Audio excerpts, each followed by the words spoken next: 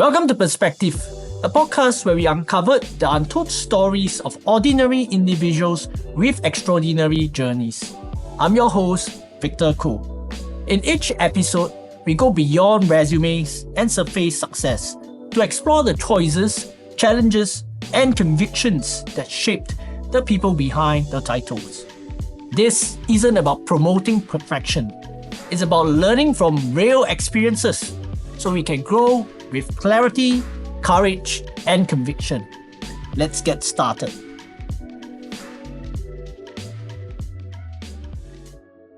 Welcome to Perspective, where we shine the spotlight on ordinary folks doing extraordinary things. In today's episode, we sit with Aaron. He was a former regular that took the leap of faith to jump into the financial industry. From military structure to uncertainty, this is a story about grit, belief, and conviction. Let's dive into Aaron's story and what he learned along the way. Okay, let's start. So with me today, I have a special guest, Aaron. He was my former comrade where we served together in the army, and now we serve together again in the financial industry. So without further ado, I will first let Aaron do an introduction, and thereafter we will then explore how did this whole thing or his journey unfold. Right back to the beginning, where he first decided to join the army and then subsequently left to come into the financial industry. Hi, I'm Aaron. As what Victor mentioned, I was his colleague back in the Singapore Armed Forces in the army. We worked together a few times. The last tour was in the same unit. He was the operations officer and I was the logistic officer then. I was in the army for about 10 years and eventually I decided to leave last year in 2024. My last working day is on 31st May.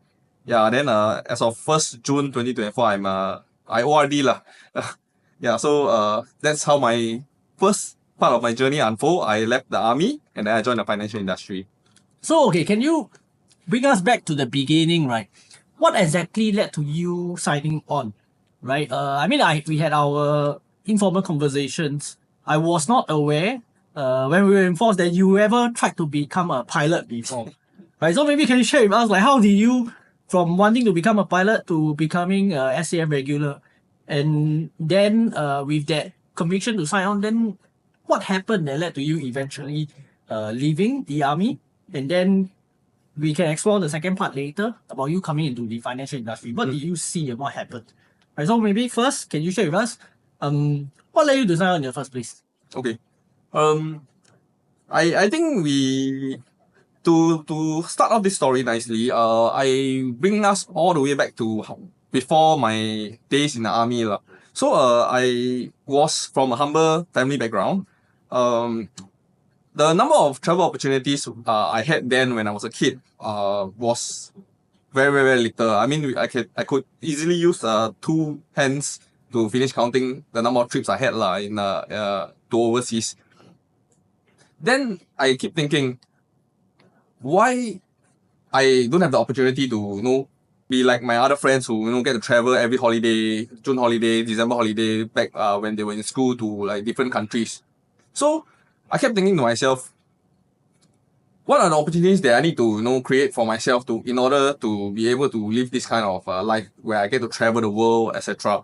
And then it brought to me that actually being an aircrew makes sense .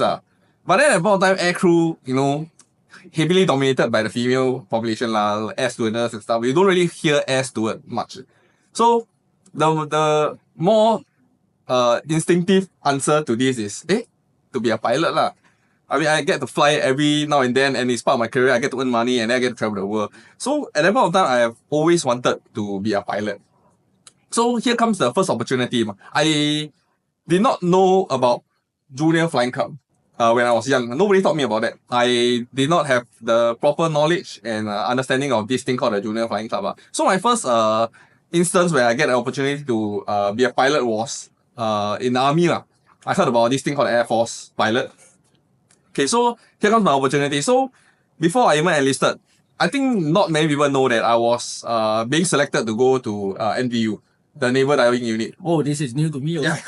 Okay. Correct. So I was being selected. I went for the interview and I explicitly told the commanders then that I wanted to sign on as an Air Force pilot.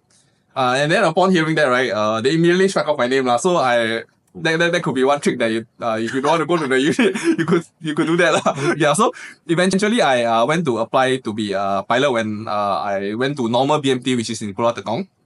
Okay, I told my commanders that I want to be a pilot. So they got me to sign an application to apply to be a pilot. And every now and then, I get to go to do certain tests lah. Like for example, the first test that every single applicant need to go through is called the compass test. So compass test is 1.5 hours worth of questions on how to be a pilot, your understanding of how to be a pilot, and then the structure, etc. I went to do the test and I passed lah. I will say the test was tough, but fortunately I passed. And eventually I got to sign on as a pilot trainee. Yeah. What was not so fortunate then was that before you become a pilot per se, you have to go through certain form of training. Number one, which is the field theory test, compass test being one of them. Number two, very stringent criteria of medical checkups. And then lastly is your air grading, which is either in the Australia or some other country that they send you. Unfortunately, I did not make it past the medical checkup. For some reason, my ear isn't able to take the chamber pressure test. Yeah, so the medical officer came in, checked, and then deemed that I'm not suitable to be a fighter pilot lah. That's where my opportunity to become a pilot was dashed there and then lah.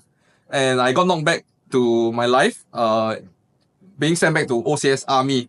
So in all essence here, I was like literally from heaven, you pilot trainee were up there, all above all. Yeah, then I got knocked back to Army land, going through the OCS Army, which is 9 months of training, being treated like a cadet, and people knowing cadet is actually the lowest life form in Army. Lowest life. Yeah, correct. Yeah, so that was the point of time. I told all my commanders that I really hate Army. Why? Because in BMT and in OCS, right, being treated like the lowest life form in Army and even life, you naturally don't like the feeling lah. Every day you go to camp, then you just being treated like you don't know anything. Then you get scolded for whatever you do, get punished, etc. So I told them I really hated Army. Yeah, there's no chance that I'll sign on. Only stupid fool will sign on. Yeah, then I successfully commissioned after 9 months of training. It was tough, it was brutal, but then somehow I managed to pull through.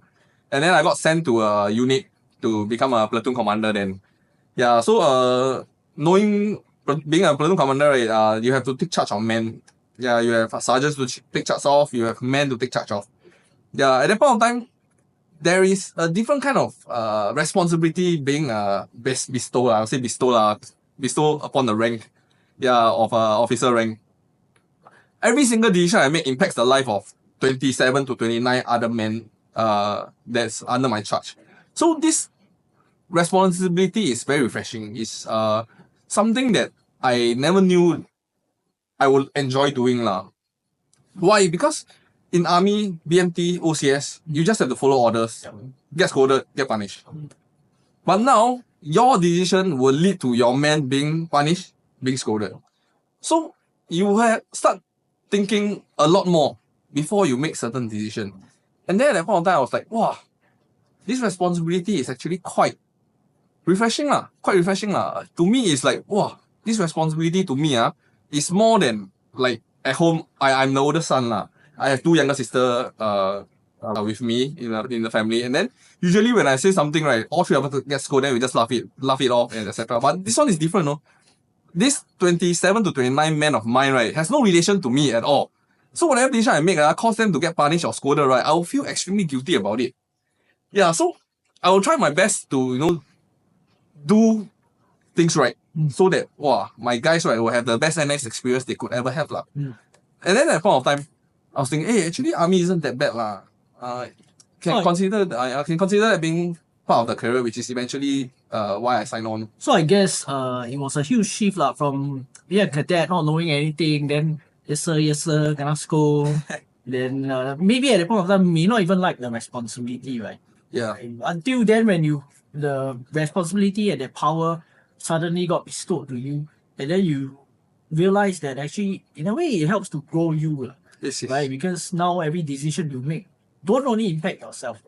I think impacting yourself is fine because the decisions is yours alone, and therefore, you like it or not, the consequence you answer for it yourself. Correct. But then now, knowing that this actually affects somebody else, there is this added weight to the responsibility and it helps you maybe grow better. Yep. I guess that was the main shift that caused you to then decide that maybe then is because from the I don't like army, I will never sign on until then this realization and then signing on.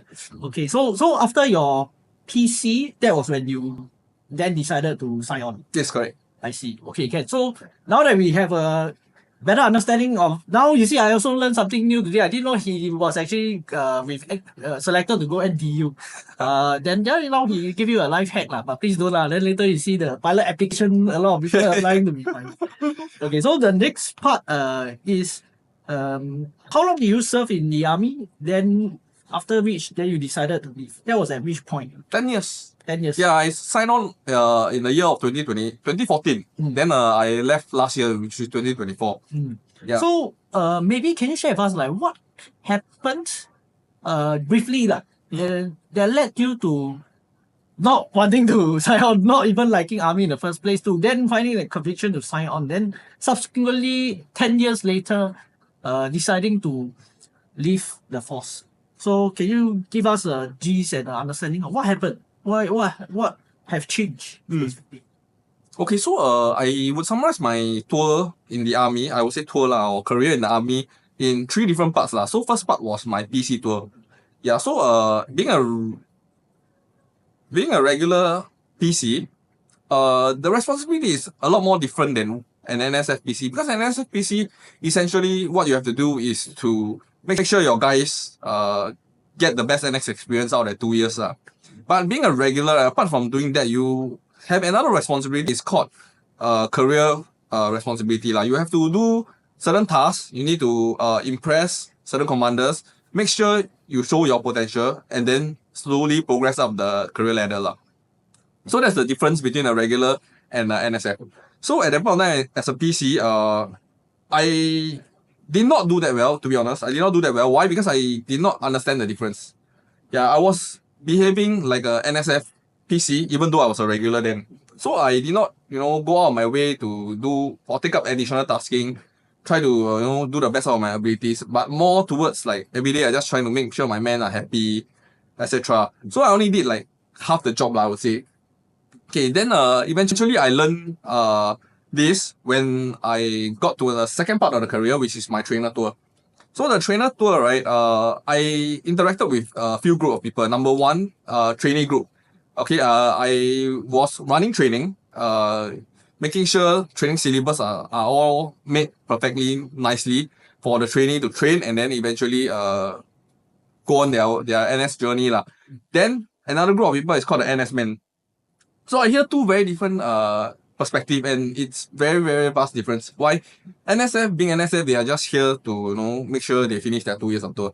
But NS men is a very diverse group of people. Some really hated NS, so they come back dragging their feet, and then try to finish their ICT lah. Another group is extremely happy to come back. Why? Because they have such positive experience in army. That's why when they come back, right, they are expecting to learn new things, upgrades in the army system, upgrade on whatever they can experience in the army lah. So then again, I start thinking to myself, hey, as a regular in army, because this is going to be my career, right? How can I make sure the NSF group and the negative NS men group will slowly turn to this positive NS men group? Then again, I start thinking, hey, what, as a trainer, what can I do that can impact this and then make sure this happen? Yeah, so that's the second part of my career. Then the third part is another command tour, which people call the OC tour lah, the officer commanding tour. I was a logistic officer and a officer commanding of HQ company. So to me, right, if people who know, men who come to HQ, right, are the more troublesome branch. I would say more troublesome bunch because firstly, either they have medical issues or they have behavioral issues lah. Okay, but they are not bad people. They are competent people, just need to manage them according to their style lah, their behavior, their style.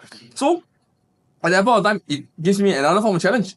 Why? Because the normal, not normal lah, I would say the combatant NSF, right? They are the group of people that they listen, then they just execute normally. Maybe they ask a few questions here and there, but they will not give you so much trouble. Whereas in HQ, this group of more diverse background people, right? They need a lot more logic in order for them to follow instructions, which at the point of time I learned and then subsequently managed as such lah. So in this 3-part tour in army, I learned a lot. Similarly, I also was quite disgruntled in certain aspect lah. So the disgruntled aspect, right, is when expectation meets reality. So I only have a normal degree. Normal degree meaning I study part-time, and I got a degree with no honors, no first-class honors, etc. Then the comparison comes. When I compare, not really compare lah, I would say when the opportunity comes, you will feel that people with a nicer certificate in the civil service, right, they get better opportunities as compared to those with a not as beautiful certificate. So, to me, firstly, I'm a little bit disgruntled with this fact that why people who are more competent is not given the same opportunity as people with nicer certificate. Okay, so one very classic example, I would say, I have this ex-colleague. Okay, he has a very, very nice degree. Okay, no matter how many times he failed to perform, he is still given a better opportunity as compared to another colleague who do not have a degree, but then is extremely good performer. I think maybe I can add a bit of my own perspective on this.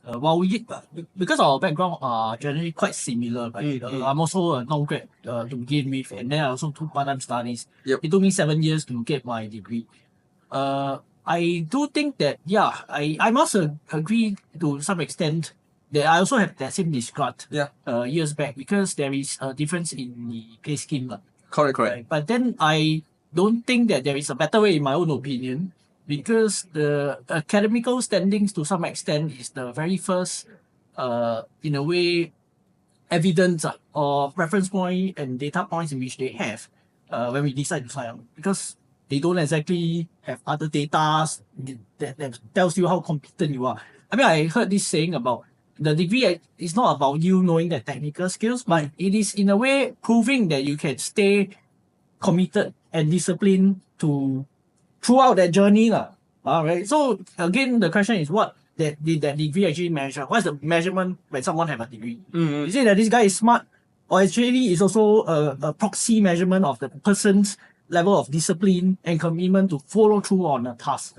So is there another alternative of measurement? I don't know. I'm not smart enough to maybe solve that. If I can, then maybe one day you see me somewhere. But I don't think we're at that level. Yep. Yeah, so I think this disgruntled generally most non-grads will feel like. Yes. Yeah, so I guess that's one of the key reasons why, because having been someone that transited myself, I do think there is a couple of reasons. There's no one specific reason. So that's one. Correct. Then is there any other realizations that you had along the way, or is there any specific trigger point? Because over the years, I do think that there are some baggages that would have already built up, and then it's like there's a lot of TNT in the room. You're just waiting for that one spark, then the explosion happened, and then people leave. Yes. So what exactly triggered you to leave? And then we can move into the part 2, which is your transition. What actually did you go through, and how did you then decide to come into the industry? Okay. Yeah, okay. As mentioned, the first point where I decided to leave was being disgruntled lah. Okay, being disgruntled wise, I realized that I was becoming negative. And then I realized that, I'm not being very fair to the juniors who joined the Singapore Forces. Yep. So there's only two ways. Either I suddenly find a way to become positive, or I take myself out of the equation. If not, you stay and you become the villain or the people yes, that you correct, don't want, right? exactly. Exactly. So I chose the second method. I took myself out of the equation. So my decision was to leave the force. Yep. Okay. At that point of time, apart from being disgruntled, there's another main key reason why I also decided to leave the force. The second key reason is actually knowledge gap. Okay, so being in the army, right? Most of the time you spend doing army stuff, and then of course most of the stuff is confidential, and you only deal with it within the fence lah. Okay, so this trigger point happened when I was having a conversation with a group of my friends. Yep. So they were talking about life, talking about future, talking about finances. I realized that I am not catching up to what they are having, what they are conversing about already. And then no matter how much I went to read, right, it seems like after years of compounding knowledge, I am unable to catch up to their level. So this give me a realization, if today lah, I'm given my pink IC, at that point I no pink IC lah. If today I'm given my pink IC, am I able to survive out in the society? So that thought made me panic. Yeah, so that eventually also lead to the reason why I eventually decided to leave and pursue another career. Yeah. So those were the trigger points, or those were some realizations you got. Exactly. Okay, so when you decide to leave, right, you didn't exactly come straight into the financial industry. Financial advisory. Yeah. Right. Can you share with us what happened? Like, what did you do exactly right after you left? What was running through your head? And then that one day and you decided that you want to come into financial industry, you immediately came to me and bro, I want to come with you. And I was like, how are you so certain that I am the right person for you, right? I think we had this conversation. Yes. Several rounds. So maybe can you share with us a bit on the transition? What did you do? What were you exploring? And then how did you then get this level of conviction? Okay. Yeah. Okay. So to leave army, I mean to be honest, army is paying decently. I am earning a decent amount per month. Okay, so in order for me to maintain or at least not downgrade my lifestyle, right, I have to make sure my income, right, goes back to at least maintain my lifestyle lah.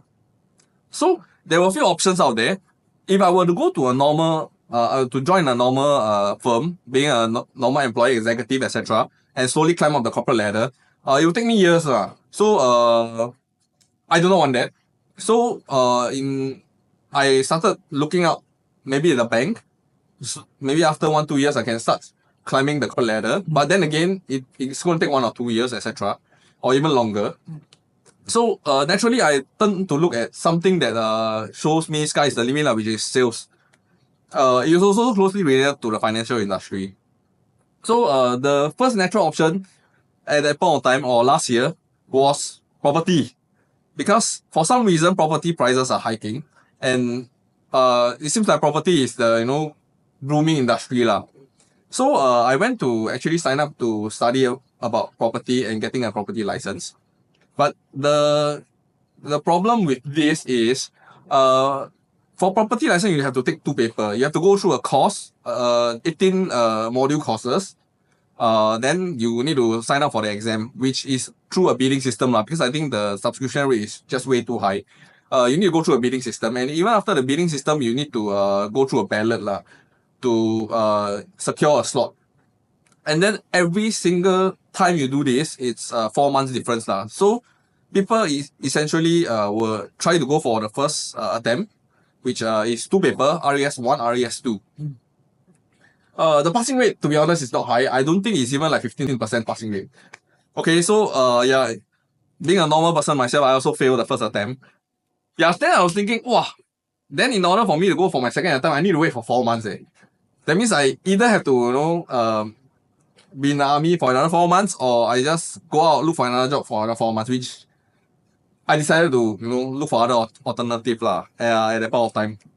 So I happen to know a friend who's in this investment firm. Okay, so I went to experience a little bit at this investment firm. Very interesting concept. Is about private equities. But then again, for some reason, I do not know whether is it a pass or something that the company did that got it registered in the MAS alert list lah. So at that point of time, I was thinking, hey, MS alert list means what? The company is a little bit more high risk or is essentially illegal. So my understanding then was that the company is just doing financial activities at a higher risk. So people who are going to invest in companies in the MAS alert list, right, are just people willing to take more risk. Okay, so at that point of time, I was like, okay, I try to do some form of referral job for my friend. Okay, but unfortunately, something happened. The company no longer operates. So I have to look for another alternative because I already out of army for like 2 months. Oh no, at that point it was 3 months already. So I had to quickly look for another alternative to ensure that I can maintain my lifestyle And then I spoke to you, Victor. Yeah, so I spoke to Victor. Then at that point of time, I understand that he's in the financial advisory for about 2 years plus. And then there's a certain way of how he do business. So I spoke to him. I asked him how he do business, and then he started explaining to me on his business model.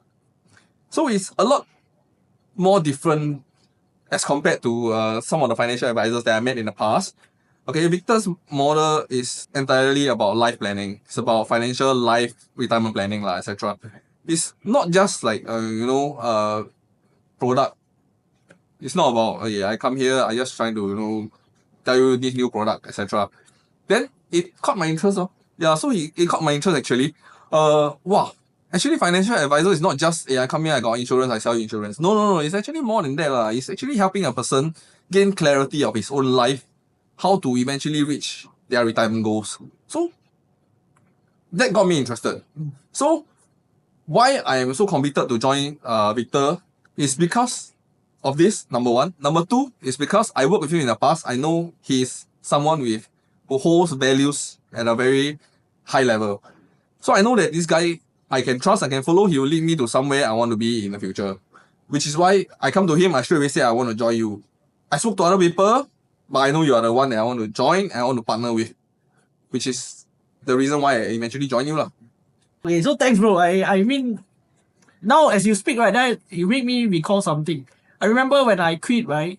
Right before I quit, there were already signs, right? I think none of them know. In fact, I myself also didn't know, right? We were a bit ends with a lot of work. Then some of us were like, 咪做了, let's just quit. Then I keep telling you, hey, you will pass one, you will pass one. And then Aaron went for exercise at US. Yes, correct. Right. Then the next thing he came back, he came to my office, he passed me a tumbler or something. Tumbler. He passed me, hey bro, this one I get from US back. I'm like, bro, sorry, I quit already. I ER now. Then he's like, huh, what the hell? Right, I think that was the moment that it was quite bittersweet lah. Yeah. So today is not about me, but it's about you. But that moment came back, and I mean, when as you share, it also brings back some of the emotions and the memories lah. But I think it wasn't easy, and to some extent that decision to throw paper, right? I think that it's like a mental suicide as well, because there's so much stability, there's so much certainty. For someone to actually just say enough is enough, it's really not easy. And so thanks so much for sharing with us so openly about your thoughts and what went through. And yeah, I think also I applaud the fact that you're so candid, right, about I want to be a property agent first, but then it just didn't work. Then I also tried and do referral. And a few parts that maybe I want to address also in terms of the last part. I don't think we are here trying to say that, okay, you sell product means you're wrong. Because we had these conversations in our daily trainings, our own conversation, right? That product sellers may not be wrong.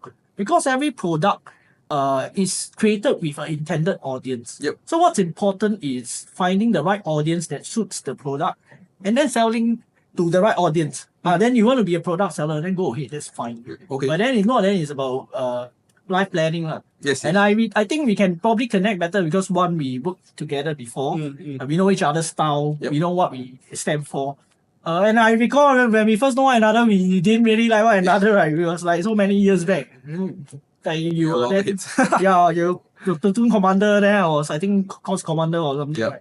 And so essentially, I think it's about values alignment. Right. So thanks so much for sharing with us your background and then what exactly led you to transit and finally your decision in then how to then come into the industry. Right? Maybe now that you are in the industry, right, can you share a bit with us, right? What you think about the industry And then moving forward, what do you want to do? What is your mission now? I mean, in the army, right, our mission is quite straightforward. Yes. It's about securing a swift and decisive victory should deterrence fail, Correct. right? So it's about deterrence Yes. first, right? Then if not, then it's a swift and decisive. So today, what is your mission? Okay. I think before we go to the mission part of financial advisor, I would like to caveat first. Okay, just now I mentioned property agent, I mentioned investment referral, and then lastly I go into a financial advisory. It's not that financial advisor is easy. Okay, I remember the day when I decided to be a financial advisor, right? This Victor, he asked me to go and take paper. Correct. So he asked me to take 4 paper to get the basic requirement to become a financial advisor. I remember it's your health insurance paper, your RAS5, which is the ethics paper, then the 2 is the ILP paper, which is M9 and M9A lah. So he asked me to start with the easiest one, which is the health insurance paper. Oh, okay. Yeah. So this health insurance paper, he told me it was the easiest. When I opened the study material, it's 200 over pages. Then he told me that was the easiest. I already had a shock of my life. I haven't been like fully focused on studying for like years in the army. Suddenly he asked me to read the 200 plus over paper and then asked me to go for the test. It took me about a week plus to finish, and then finally I thought I was ready lah. Then I went for the test. Well, to my horror, I failed the paper once. The easiest paper I failed. Wow, I shocked already. I panicked. Bro, I'm so shocked. Yeah, I panicked. So I went to ask Victor. I said, "Hey, you sure it's easy? It is extremely tough. I failed the first paper, which is the easiest to you. So then he tell me, say, "Hey, bro, steady. I think maybe they increase the difficulty a little bit, but you should go and try again because you're fresh." Okay, so I hit his advice. I went to take again. Fortunately, I passed, and then subsequently I all passed one try lah, because I did not underestimate the paper. But this one I want to add. So he's a odd case because HI, in my opinion, and what I see is really like the easier one. Then surprisingly, thereafter, if I may complete his story, I asked him to clear 4 papers. He cleared all 6 papers because we also do collective investment schemes, right? Which is important. We think that it's an important tool that you should have as an advisor, especially we are talking about doing investment related stuff. It expands the realm of tools that you have for your clients. The rest of the paper, 5 papers, everything one shot. Then I'm like, hey bro, something wrong with you. How come all the difficult one like very easy for you, then the easy one you cannot do?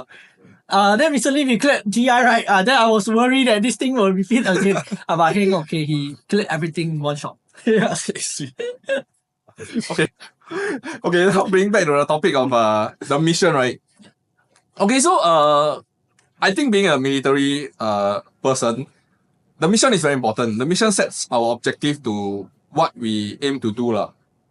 So now that I'm in this financial advisor role, my new mission that I found what drives me to be a better financial advisor is to make sure people gain clarity of their life.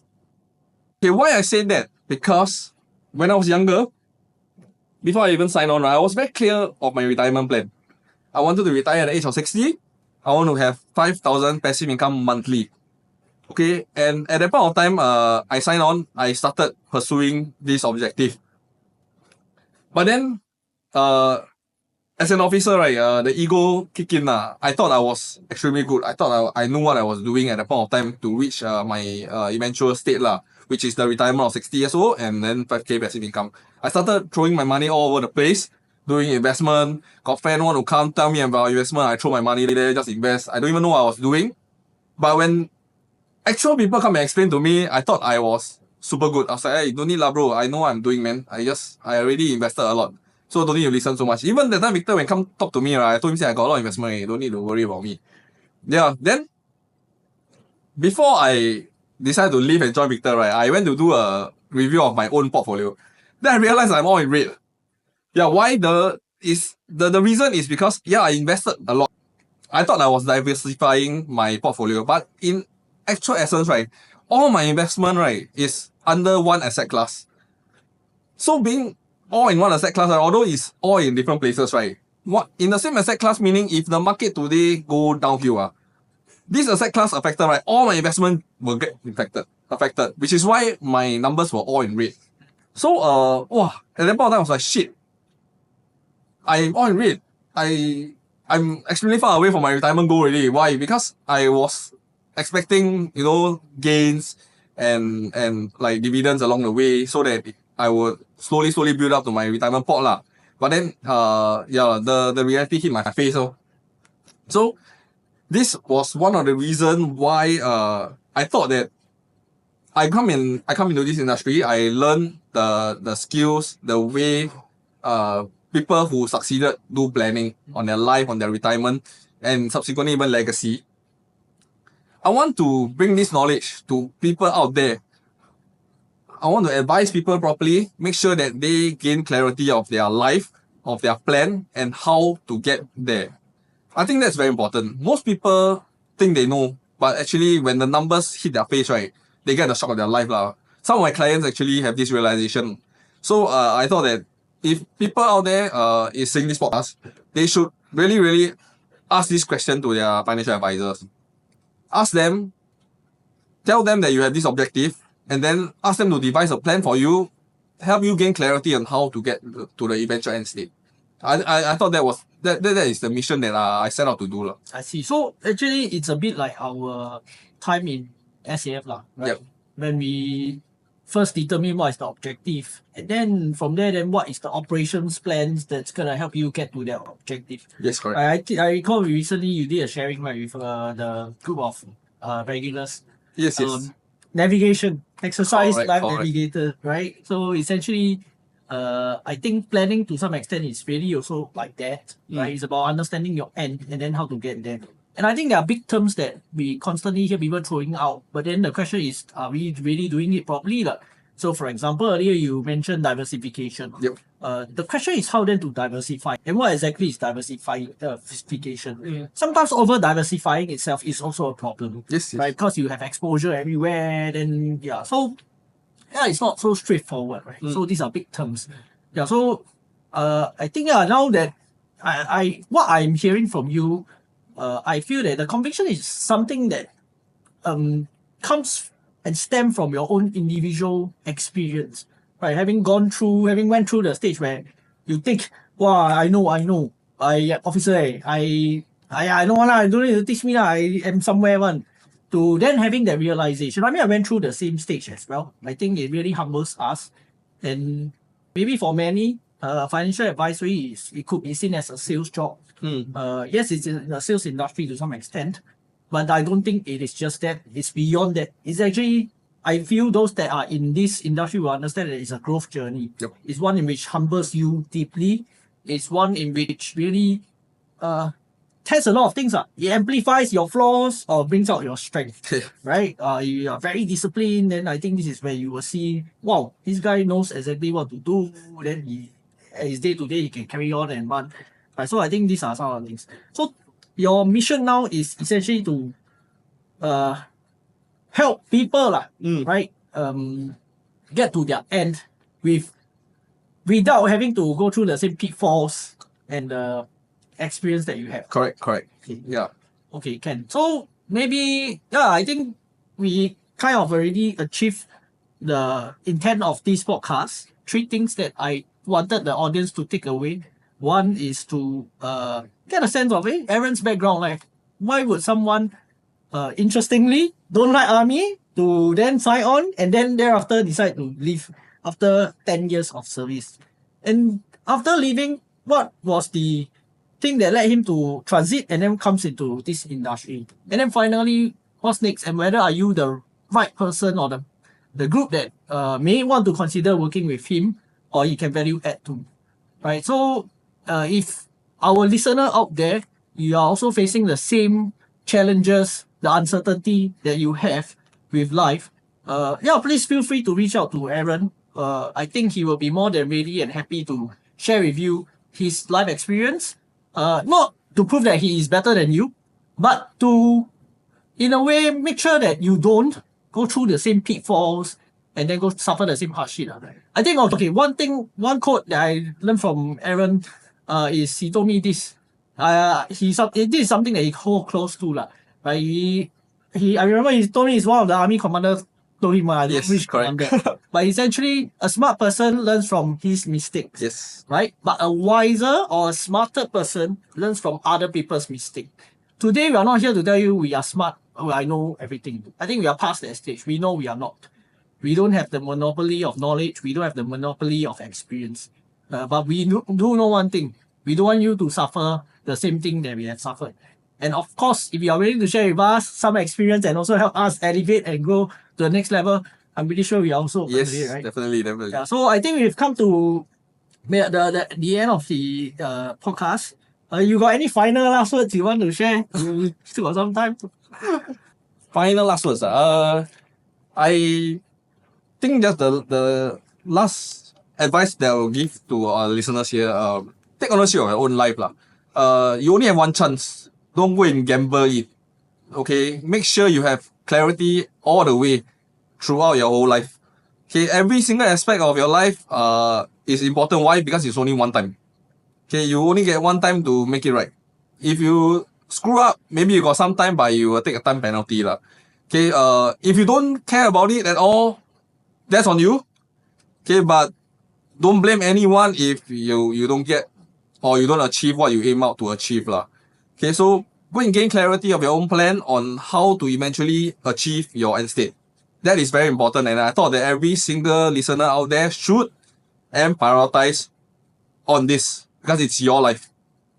Okay, thanks, Aaron, for being so game in doing all the funny things with me. I hope this podcast have given you a new perspective to things. We're not saying it's right or wrong. Life, there's always a different lens of things. It all depends on where you stand in that context, right? So if today you have gained a new perspective, I think we've achieved what we intended to do. The whole idea of this podcast is to help us grow as individuals and also help our listeners and audience grow. So let's keep growing, keep shining, and be the best version that we can be. Thank you very much. I think we've come to the end of this episode. Thanks, bro. Cheers.